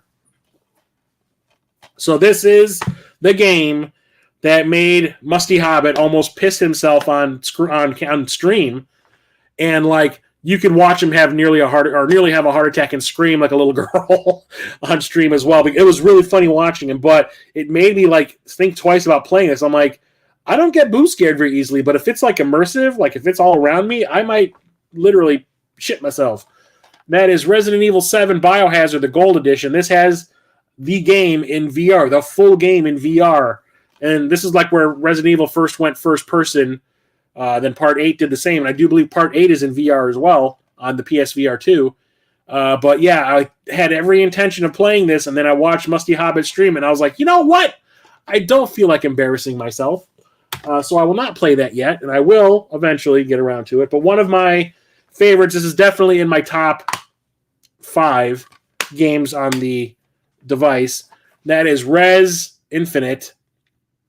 So this is, I don't know if it's considered a sequel or if it's just like an upgraded port of Res that came out on the PlayStation 2. But I have 3 copies of this game. I have the PS2 version, I have the one that came in a 3-pack for the 360, and then I have this. I want to say it's a sequel, but it's like playing Star Fox. It's an on-rails, into-the-screen shooter, and you're going through like a computer system, and you basically have a targeting reticle, and you target everything at once. Like you drag it across your enemies while you're holding down the fire button. You target all your enemies, you let go of the fire button, and you shoot like 6 or 7 blasts out and destroy everything. But the thing is, it's all done to the tempo and the beat of a song that's playing. So it's almost kind of like a rhythm game shooter, which is really, really cool. I had so much fun playing this, I did not want it to end. That final boss battle took a couple of tries for me to beat it, but I had a blast. And then like my brother came to visit from LA, and he saw the PSVR headset sitting near my TV, and he's like, "What is that?" I'm like, "Oh, it's a virtual reality headset." He's like, "What?" I'm like, "You want to try it out?" And he's like, "Yeah, sure." So I put this game in for him, and then I went and took a shower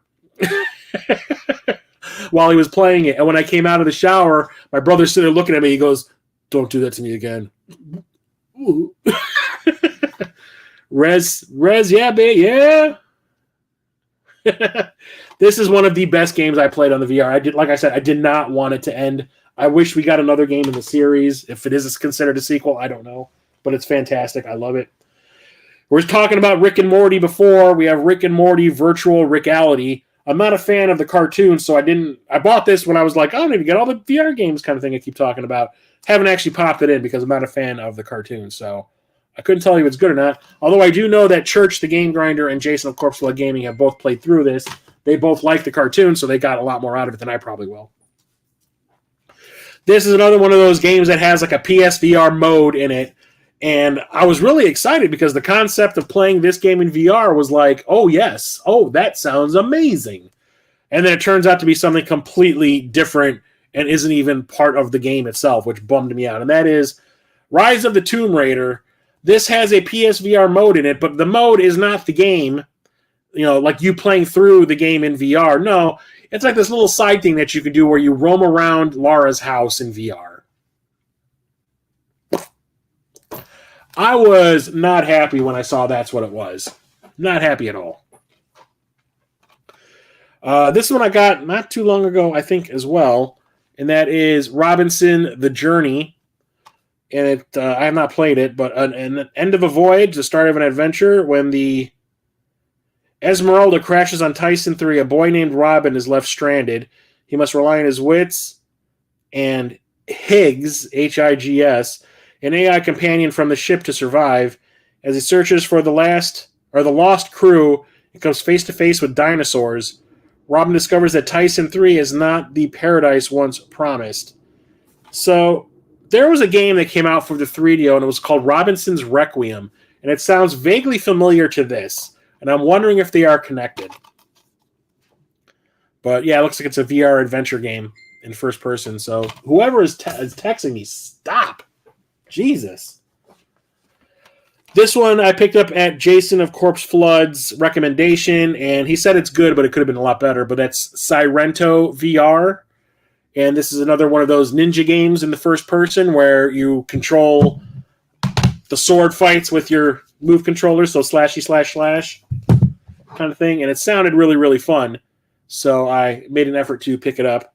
Simply, Sirento VR is a must-have. Play as a cyber ninja warrior with an arsenal of deadly weapons in one of the most popular VR games in the world. So I'm assuming that they're basing it on all the comments that were made for the digital version before it was released on physical.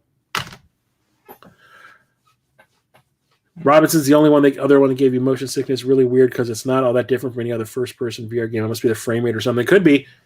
If it has like that super high frame rate, kind of like when they released like the Hobbit movies in that high frame rate mode, a lot of people are like, it looks funny, it looks like a soap opera, and it gives me a headache kind of thing.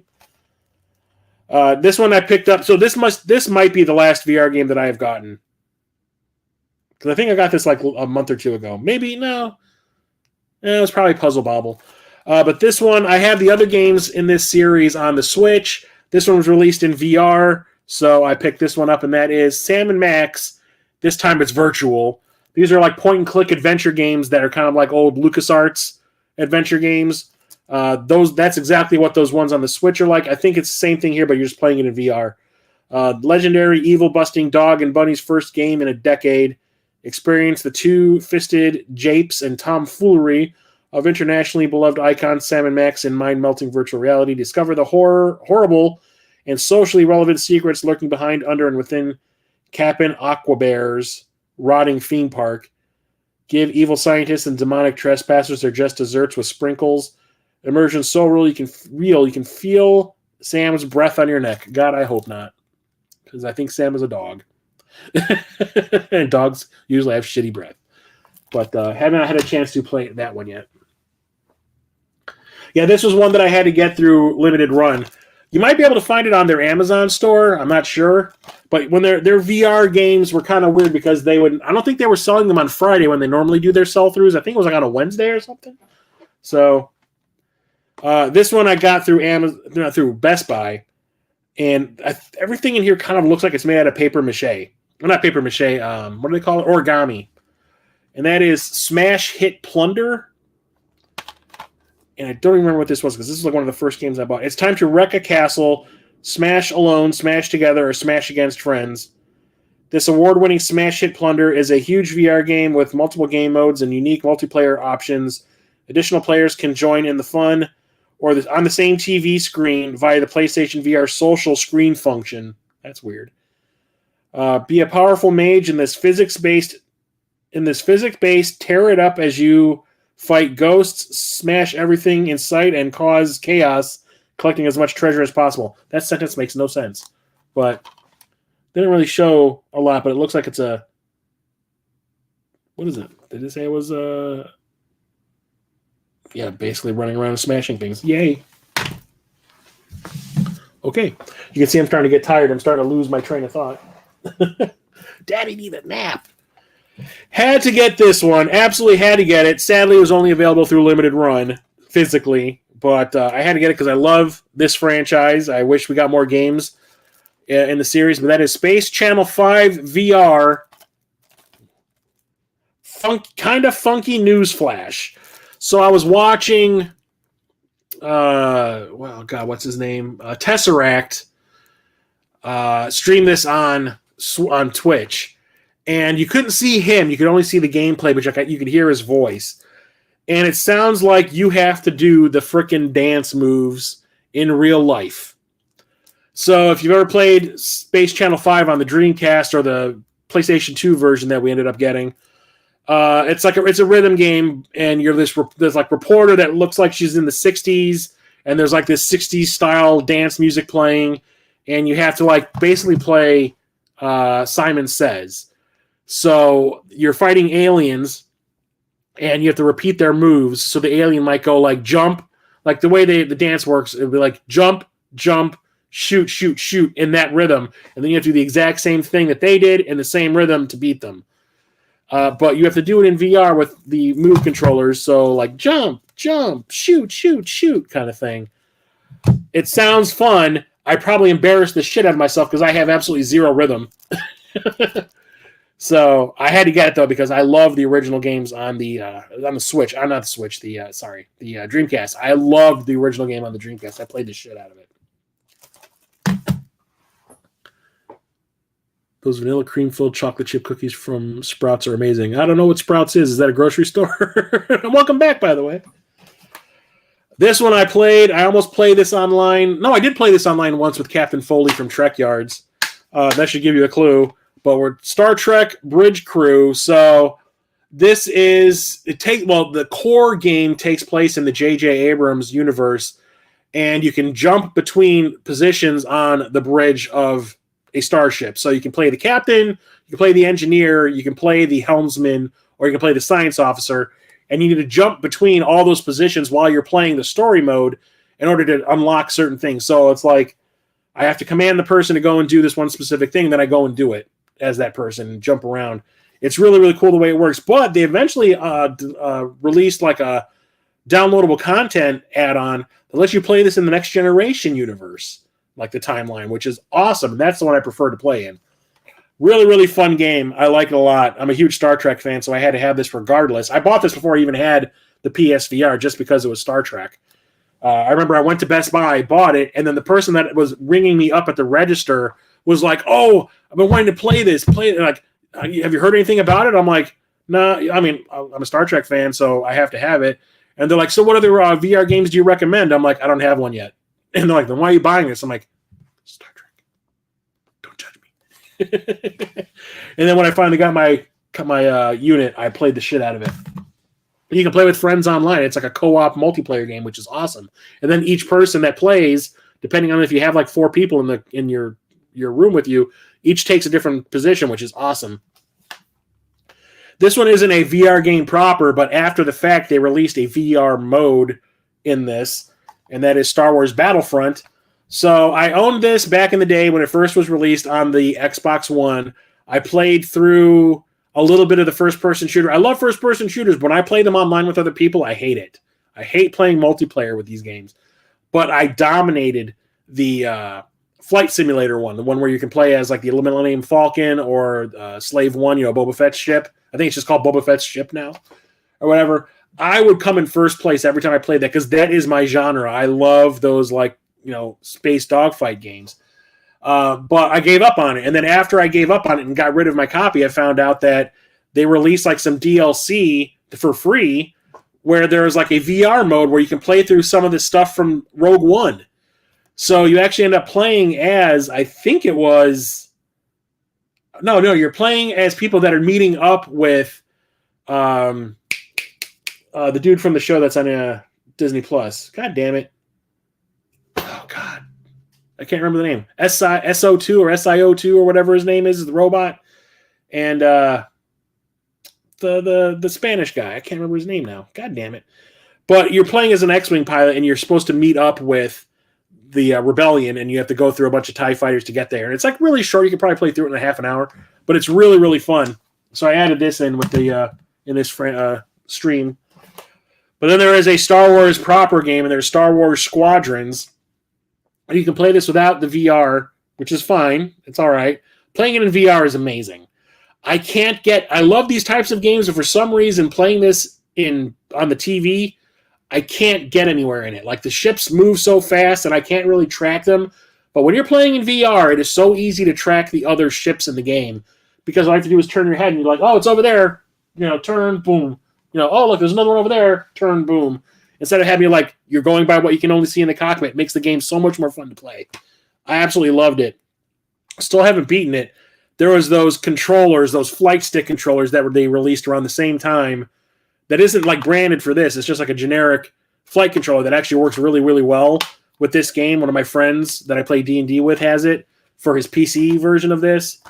And he's like, you need to get it. And then I went to go and get it. And they had jumped up in price like $150. I'm like, I am not paying $150 for a freaking flight stick. There's no way in hell.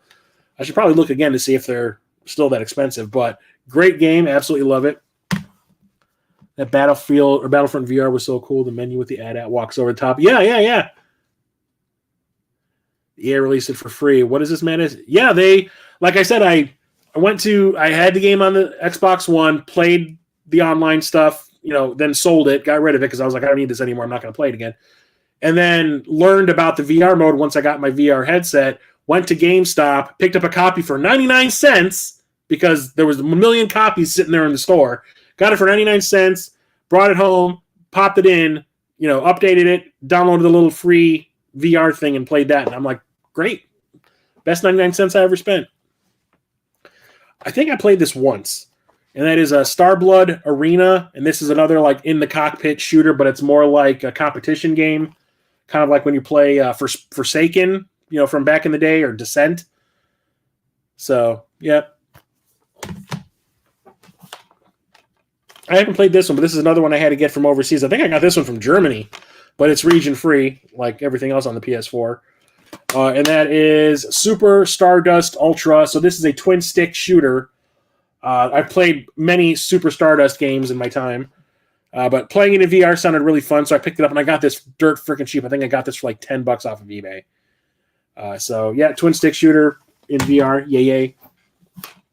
So this is the game that is tied for first place with Iron Man VR. So Denver Gamer came back just in time.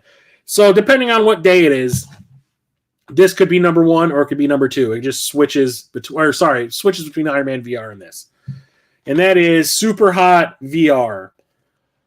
So this is one of the games that I had to absolutely make sure that I got a copy of once I got my headset, because I heard so many cool things about it. I love my first-person shooters. This is a first-person shooter puzzler. So the way it works, if you've never played it, is it's in the first person, like I said, and you're in like some virtual reality training area. Everything is like blocky pixels. You can kind of see the way everything looks in the game here. But you're in like a simulation. And you go into the room. You're like, the game starts. You're in a room. There's some weapons in front of you. And you have a certain amount of enemies. And you have to shoot. You have to kill all the enemies before they kill you. And the thing is, once you start moving, everything starts moving full speed. But if you stop, they will slow down. So it gives you time to like reassess the situation. So you have to figure out which weapons you need in order to kill certain guys that are coming. Like, I need to kill that guy all the way in the back first because he's got a sniper rifle. So I'll take the gun and shoot him. There's a guy right to my neck, to my right. Grab the knife, stab him. You know, kind of. It's super cool the way it works. I played through the entire thing. Absolutely loved it. Super fun shooter and puzzler. I absolutely could not get enough of it. I wish we got more.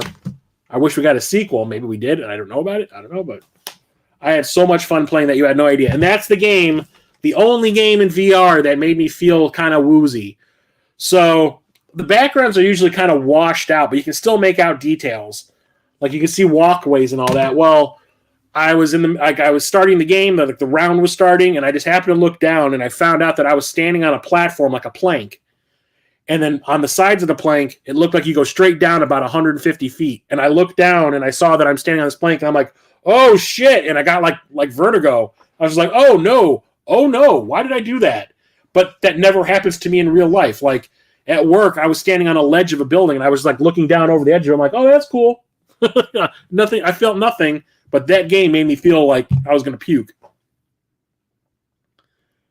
Make it a John Wick game? I would totally buy a John Wick VR game. You have no idea. That would be rad as hell. Here's another horror game called Syndrome. I always want to call it Syndicate. Syndrome. Syndrome takes the genre back to its terrifying roots as players wake up on a deserted spaceship, dazed and confused from a deep cryosleep, only to discover that most of the crew is dead or changed. So it's kind of like, what was that movie? Pandorum, kind of, with a little bit of Dead Space. So I had to pick that one up. And this is another one I had to get from overseas. I'm so glad that like the PS4, started that, and the PS3 did it too. Like they were region free. So like if a game didn't come out in your region, you can still get it elsewhere physically, which is awesome. This is the puzzler. The upgraded puzzler that you would not think would work in VR, but this worked so good. This was like one of my favorite games the year that it came out. That is Tetris Effect. There have been multiple versions of this out there. There's like another one that came out through Limited Run or something like that. But like you would think like Tetris in VR, big whoop. No, they made this game so freaking chill that it's like relaxing, even though you're playing Tetris. And Tetris can be kind of stressful when things start to speed up, but I don't get stressed at all while playing this. It is super relaxing. The music they play, you're surrounded by like these really relaxing backgrounds and stuff. The way the play field is kind of like hovers in space in front of you. It is just super immersive and fun. Like who would have thought that playing Tetris in VR would have been awesome? But this game definitely proved it. I had so much fun playing this. And I think it was Musty Hobbit who talked me into buying this one because I was saying, Tetris in VR, give me a break. Who cares? No, it's awesome. It is fantastic. Haven't played this one yet. There's another one that I had to get from the UK. That is Theseus. Theseus is a tense and atmospheric story-driven adventure played out in a unique third-person perspective. The legendary hero Theseus advances to the very heart of the labyrinth.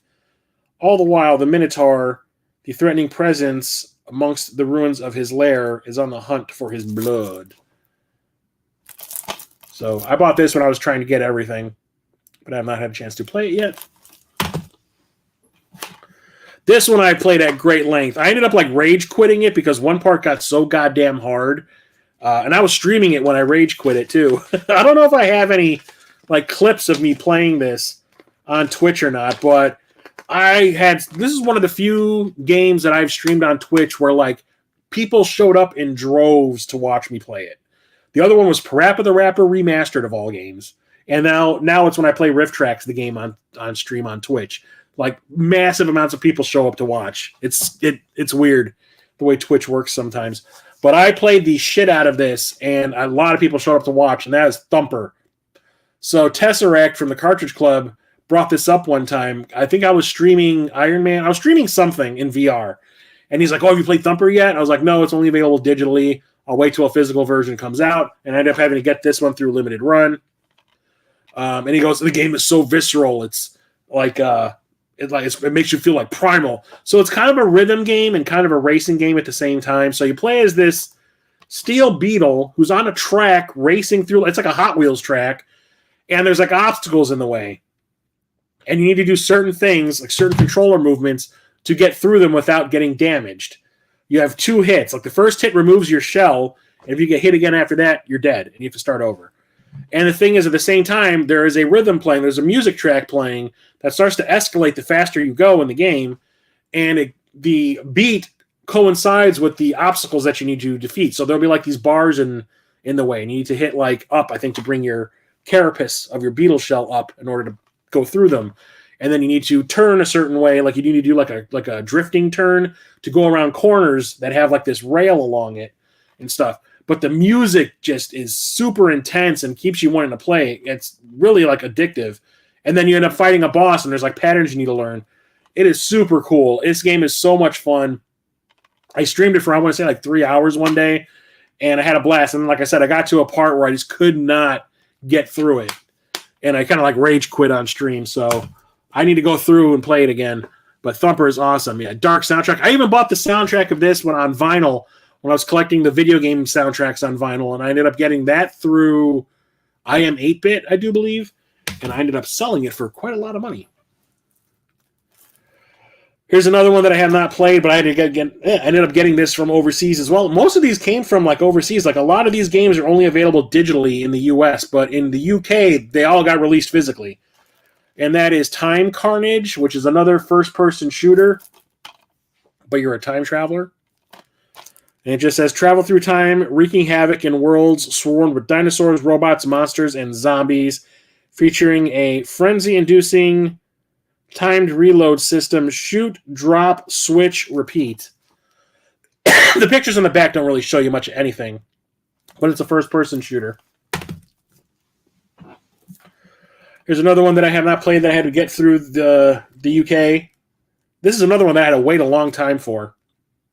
But it's called Torn. And it says, Torn is a dark sci-fi mystery built exclusively for VR. Explore the abandoned mansion of Dr. Lawrence Talbot, teeming with the puzzles and machinations of an eccentric, disembodied scientist. Use Dr. Talbot's gravity tool to perform spectacular acts of vandalism in VR. Okay, sure. To me, it looked like that poster, or the cover art, is very reminiscent of The Haunting of Hill House, or what is it called? It was on Netflix, The Haunting of Hill House or whatever, or Hill House, that horror TV show that was on. The poster looks almost exactly the same, except in the poster for the Netflix show, the woman's face is facing you, and the building is built out of the top of her head. But it just looked like a really cool horror game. One of the VR's boldest adventures yet. Sure. We shall see. I ended up having to get this one from frickin' China, I do believe. Is that Chinese? It might be. I think it's Chinese.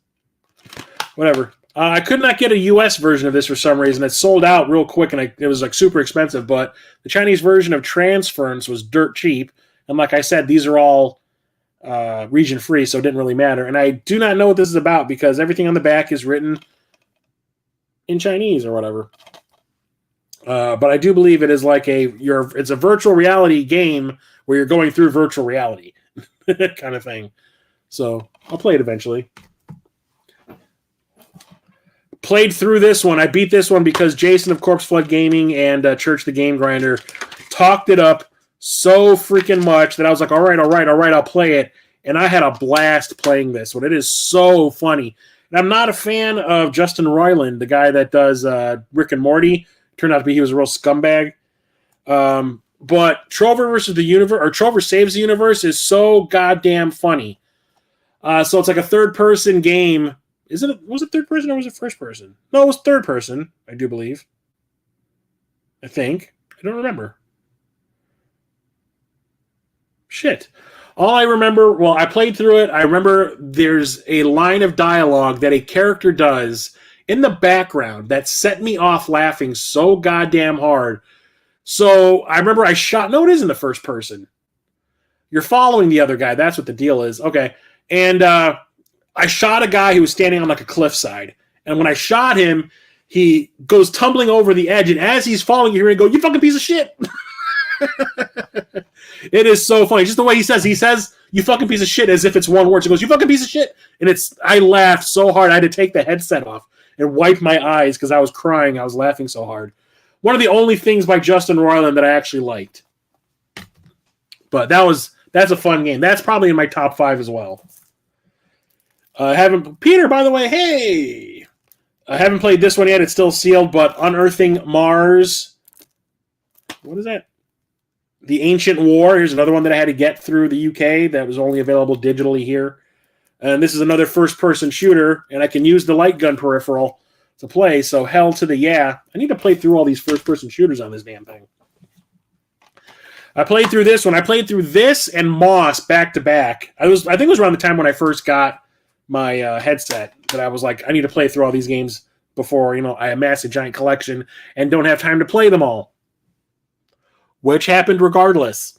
But that is Until Dawn, Rush of Blood. Jason and Church, the Game Grinder, talked about this one a lot. They're like, "Oh, it's one of the best games on the VR." And then I played it and I was just kind of like, yeah. So if you ever played Until Dawn, it's like one of those interactive movie games, kind of like the ones that Quantic Dream makes, where you're watching like a movie, or like it's a computer generated movie of characters, and then you have to make decisions and do some like gameplay through it as well, but mostly about the decisions you make. That, like, some people could die, some people could live, multiple endings depending on who's still available or who's alive at the end of the game. But then this game is an on-rails shooter. And basically you're on like a roller coaster going through different environments, and you have a gun, like a light gun, and you're just shooting things that you come across. And I was like, where does Until Dawn fit into it? Because I associate Until Dawn with that interactive movie kind of situation, and this is an on-rails shooter. I was like, it feels really disconnected, so it didn't really make sense to me, and I didn't really enjoy it all that much. Don't get me wrong, I had a good time while playing it, but I was like, you say Until Dawn, and I don't think of what this game ended up being. I was just kind of like, whatever. This one, I spent more time playing the training mode because I was trying to get an achievement than I actually spent playing the game proper, which is kind of sad. I need to go back and finish this. But the idea of this is super freaking cool, and that is Vader Immortal, or Star Wars Vader Immortal. I think they call it Star Wars VR series Vader Immortal. I just call it Vader Immortal. Yes, it is a lightsaber game in VR, and that is awesome. The Move controller is your freaking lightsaber. This is available digitally only. It was available on the PC as well. Everybody was talking about it, and I was really jealous because I really wanted to play it. I think it came out for the PC first, like the Oculus and all that first. And then eventually it came to PSVR, and I was over the freaking moon. And it is super freaking awesome. There's like 5 chapters, I do believe, in this. 2 exclusive physical postcards, blah, blah, blah, yeah. Lightsaber Dojo, Epic Battles. I was doing the Lightsaber Dojo because I wanted to beat everything perfectly and get the achievement, and I didn't do it. This one I beat on stream. I wouldn't say I beat it, but I beat the hardest achievement to get. I got the hardest trophy to get on stream. And I remember Tesseract was there to see it happen, and I clipped it. So if you go to my Twitch channel, you can actually see the clip of me beating this. And that is VR Ping Pong, the table tennis simulator. So one of the achievements is to win 1,000 rounds 1,000 games. And I did that. I won 1,000 times and got an achievement. Yay me. But it's just what you think it is. Just bink, bink. With the move controller, just bink, bink. But the computer player can be a cheating son of a bitch sometimes. And like randomly, you think the ball can only go in one direction when they're returning the ping pong ball to you, and it'll go in a completely different direction. You're like, wait a minute. Physics does not work like that. But that's what happens. I think it's just some jank programming. But this is one that I had to get through the UK again. It's a fun game, but it's just like a diversion type of thing. I wouldn't say, it's immersive or anything like that. It's like it's ping pong and VR. Okay. And then there's 2 games in this series. There's another one. There's a sequel to this one that I need to pick up, but I can't make the decision if I want to get it for the PSVR for the PS4 or get the PSVR 2 version for when I finally do get a PSVR 2 for my PS5. So I've been kind of on the fence about which version I want to get. But the one that I hear is not that great is The Walking Dead Onslaught Deluxe Edition. These are all first-person shooters that take place in the Walking Dead universe. And I hear this one, I hear it's okay. It could have been a hell of a lot better, but it's still pretty fun. It's a first-person shooter in VR. What's not to like? But yeah, you can see that people are using like knives to stab the zombies and shit. That sounds cool. But the one that I hear is great is Walking Dead Saints and Sinners. This is the one that got the sequel. And this is the complete edition. It has all of the DLC mixed into it, the Tourist Edition in-game bonuses, and the Meat Grinder update. But it's another first-person shooter, but this one looks way better than Onslaught. So there's a reason why this one got the sequel and the other one didn't. So I have not played this one yet, and like I said, I'm still on the fence about which version of Part 2 I'm going to buy. This one I got at GameStop for like $5.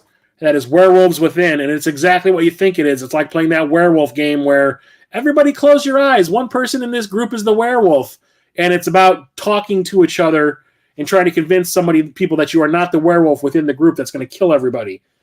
And that's exactly what it is. It's like an online multiplayer game where everybody is supposed to be talking, trying to convince other people that you're not the werewolf. And I think it's online only.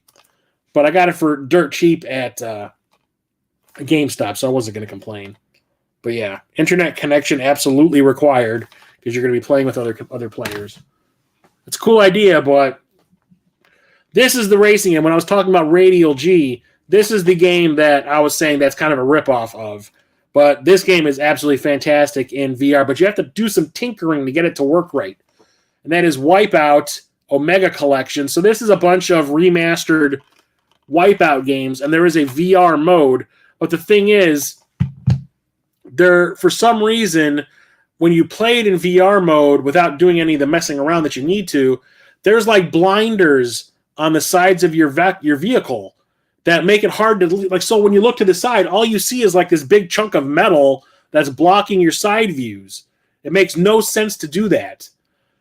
So I'm like, well, how am I supposed to see what's going on? The whole point of playing this in VR is that I'd be able to look around and see my environment, and all I can really see is directly up above me and in front of me. And when I want to look to my sides to see if there's someone trying to pass me, I got this thing blocking my view.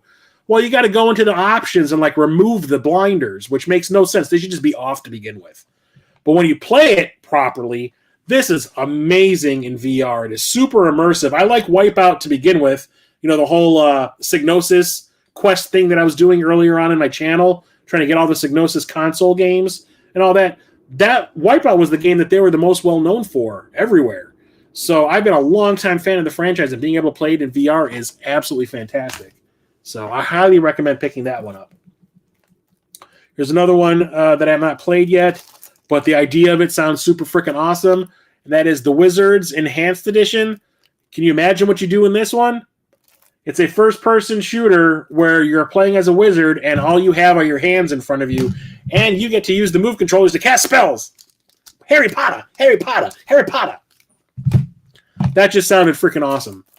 So I picked up a copy of it.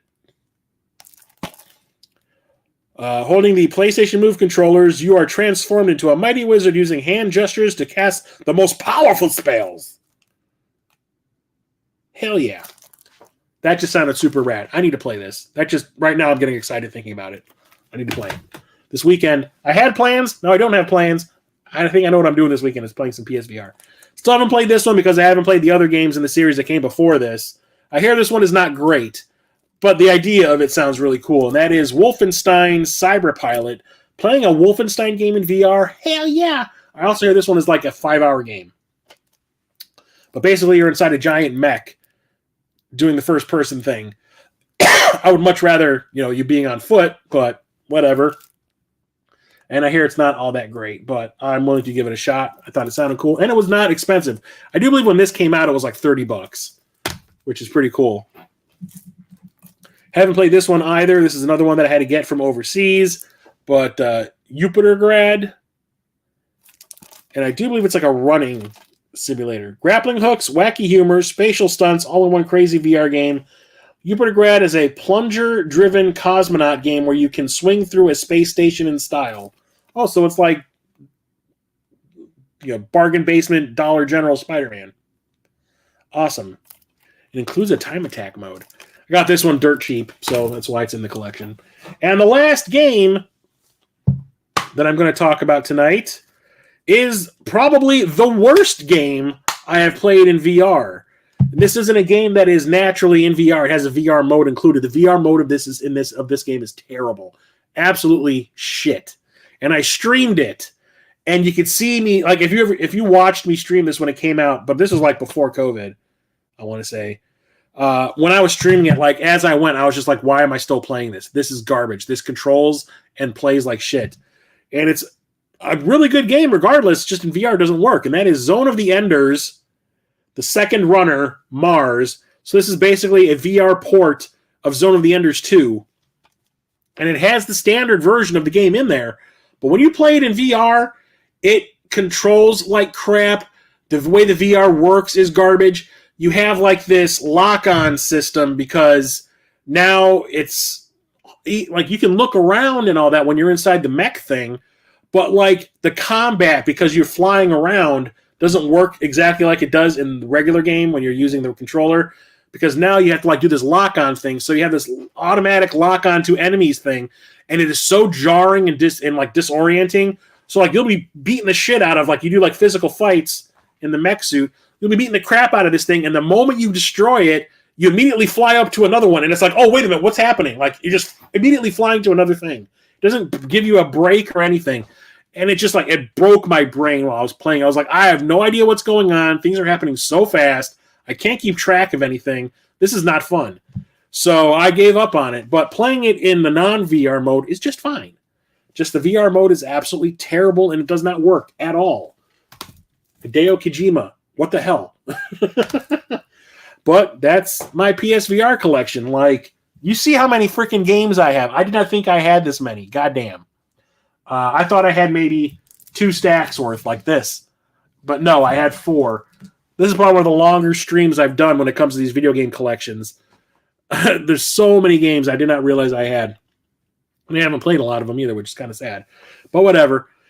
Next week, I'll be back on Thursday, 8:30 p.m. Central, with another one of these video game collection live streams. That one will be all about my I want to say, like, at the last console, it's the PlayStation 5.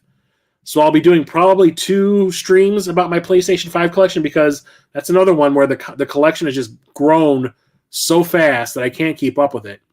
What's up, Game Beaters? What's up, Dan B? I feel like Kojima games get that a lot. Like, what the hell? Like I said, it's an okay game. The game itself is fine. In VR, it just is broken. It does not work. The only one I recommend I hunt down is Doom 3. Dude, I have that.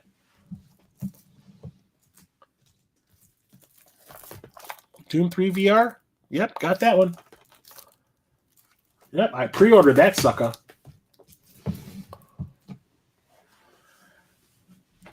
But anyway, yeah, thank you everybody for coming and hanging out with me. I will be back, like I said, next Thursday, 8:30 p.m. Central for the PlayStation 5 live stream. It'll probably be part 1 of 2. Also, if you have a chance, Dan B knows what I'm talking about, and so does Peter. No worries, dude. No worries, Stubby. Why is my mouse going freaking crazy? Oh, that's why. It's kind of getting caught on my mouse pad. Mouse, you are pissing me the fuck off. I think it just died on me. Hang on one second while I change some frickin' batteries. Shit. Where'd I put that thing? There it is. My rechargeable batteries.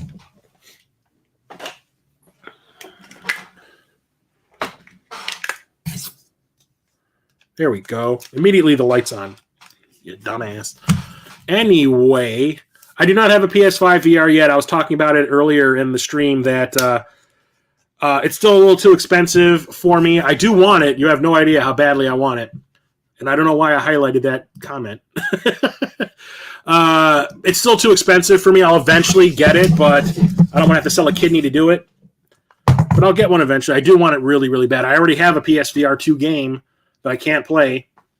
But if everybody feels up to it, head over to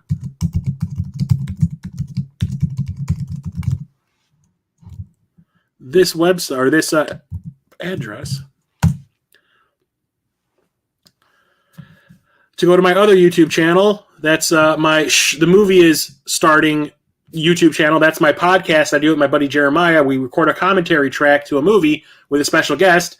Dan B, Evil Dan, and Dick Boots from the Game Beaters have been on an episode. Peter's been on a whole bunch of them. We always watch an extreme sports movie with Peter. We watched Major League with the Game Beaters. So head over to my YouTube channel that has all the episodes that I've released up to season 5. I'm in the middle of uploading season 5 right now of the 6 seasons that we've done. Got too expensive to keep hosting it elsewhere. It's free on YouTube, so I'm just going to release them on YouTube now. So yeah, head over to that website, give the site a follow or subscription, and if you want to be a guest when we start recording for season 7, let me know. So like I said, head over there and give that a sub. We do need to watch another one. Once I finish uploading all of season 6, we can start working on recording new stuff for season 7. And you're definitely on the list. Anyone else that wants to be a guest, Dan B, and you guys want to do it again, you're definitely more than welcome. So head over there, and I will be back, like I said, next Thursday for the PS5 stream. So once again, thank you everybody for hanging out with me tonight. And while I talk about all these video games and talk myself absolutely freaking hoarse, I'm losing my voice. I'll talk to you next time. Stay safe out there, everybody. Chris from Midlife Crisis Media out.